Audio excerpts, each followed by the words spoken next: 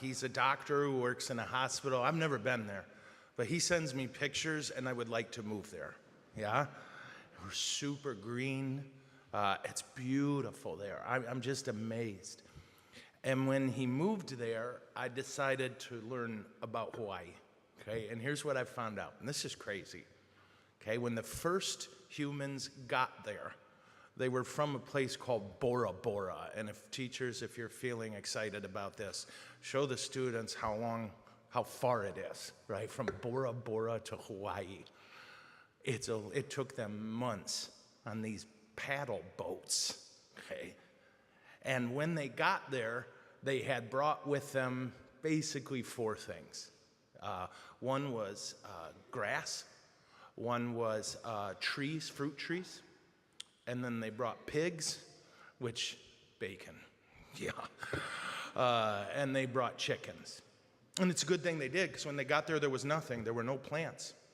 What we call Hawaii now was just a bunch of rocks that there was nothing living there but bacteria. Okay? So they planted the grass. They found the soil was great. But there's no plant, no animal that's indigenous to Hawaii. Everything that's there, that first group of people brought with them. So how do you get this island right in the middle of the biggest stretch of water that has nothing on it until people get there? Well, there was a volcano underwater thousands of years ago. And as the lava came out, it turned into rock, and it just got taller and taller until you get all the islands of Hawaii. Isn't this cool? It all started with a volcano deep underwater, just every year getting a little taller until you get the islands of Hawaii. And here's another piece of trivia. You ready for this? The islands in Hawaii grow about 6 feet a year. They get longer, about 6 feet every year. Isn't this crazy? So next time you look at pictures of Hawaii and you see how crazy beautiful green it is, when you see all the wonderful plants and animals running around, nothing was there before except really good ground. Yeah? So that's the homily. I'm just kidding. That is not the homily. Today's saint is a guy who went to Hawaii, not for vacation, but he went there in the 19th century to help people. See, what had happened is this. Hawaii's got a bunch of islands, 7 main islands, but they had a disease there called leprosy. And back then, if you got leprosy, you died. And it took a long time, and it was really painful. And all people knew about it was, if you got leprosy, we have to get you away from us because you might give it to us. And so what they did was took one of their smallest islands, and every time someone got leprosy or any kind of sick, they'd make them go to that island and die there. And so you had this island that they called the Devil's Island.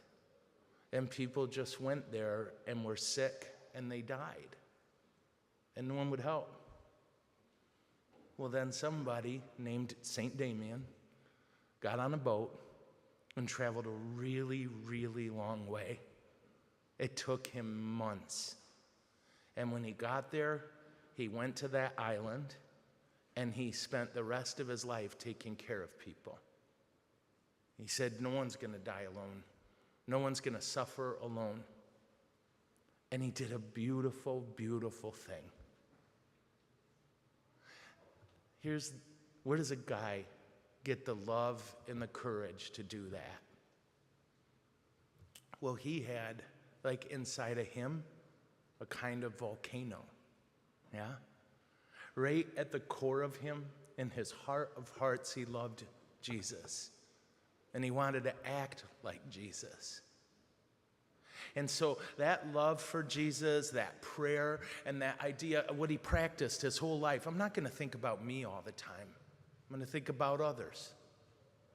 And that kind of kept building up, just like that volcano underwater. And it poked out at the surface of his life.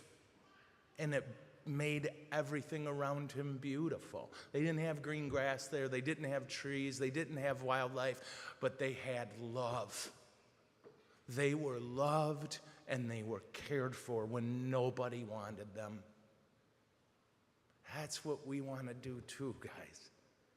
We want to make sure that our love for God grows every day inside of us and changes the way we talk to each other, changes the way we talk about each other, changes the way we act, so that we're not always thinking about ourselves, but instead saying, how can I help that person? That person's alone. How can I help them?